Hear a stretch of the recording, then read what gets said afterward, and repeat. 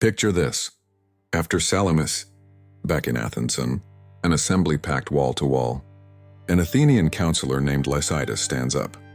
No shouting, no panic, just a calm suggestion. Maybe we should listen to the Persian peace offer. The crowd doesn't argue. They don't debate. They surround him and stone him to death, right there on the assembly floor. But it doesn't end there. Athenian women hear what happened. They rush to Lycidas's home. They drag his wife, his children, into the street, and stone them to death too. This is not legend. This is not myth. This is 480 BC. Diplomacy was over. Athens was ash. Families were homeless. And Greece had learned one lesson. Mercy meant extinction.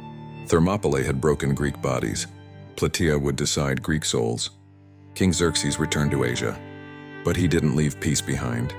He left Mardonius, not a politician, not a negotiator, a hunter.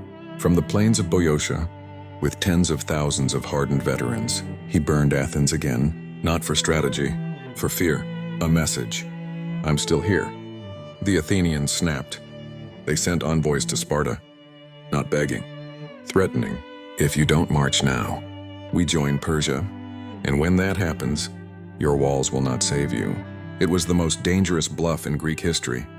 The Spartan ephors didn't debate. They ordered the impossible. The city was emptied. 1,000 Spartan citizens, each with 7 armed helots, 35,000 helots, 5,000 allied troops, 45,000 men gone before sunrise. When Athenian envoys arrived to shout, the Spartans checked the sun and replied, "Stop yelling. The army is already marching." Forget the myth. This wasn't a slave mob. Mardonius sent the weak home. What remained? Elite infantry, veteran cavalry, Central Asian horse archers, fast, disciplined, professional, and Mardonius chose the flatland, near the Asopus River, perfect cavalry terrain. Hoplites were deadly, but slow. Phalanxes were powerful, but rigid. Mardonius built a massive wooden fort and waited.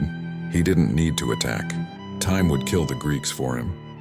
Then came Mecistius, a giant, gold-reined horse, loved by his men. He rode forward, mocking the Greeks. Then fate intervened. An arrow struck his horse.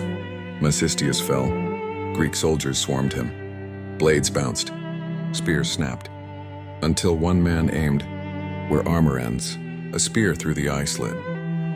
Mecistius was dead. The Persians wailed. The Greeks roared. But this was only the opening act. 60 pounds of bronze. Persian cavalry struck the supply lines. 500 wagons destroyed. Then the killing move. They fouled the Gargaphia Spring. 100,000 men. No water. At night, Pausanias ordered a retreat. Everything collapsed. Allies scattered. Units lost contact. A Spartan officer, Warfareurage, refused to move. He lifted a stone and shouted, "With this pebble, I vote not to flee from foreigners." At dawn, the army was exposed. Mardonius saw it and laughed. "Are these the men who never run?" He raised his hand. "Kill them!" The sky went black. Persian arrows fell like rain. The Spartans knelt. They did not charge. Pausanias waited for divine approval. Goat after goat was sacrificed. Men died screaming. Helots were cut down. Finally, the signs changed. Pausanias stood, raised his spear. The phalanx surged forward. Wicker shields shattered. Bronze crushed bone. This wasn't combat. It was execution. Mardonius fought bravely on a white horse, but courage doesn't stop walls of iron. Then Erimnestos struck. Mardonius fell, and with him, the Persian will to fight. Some fled.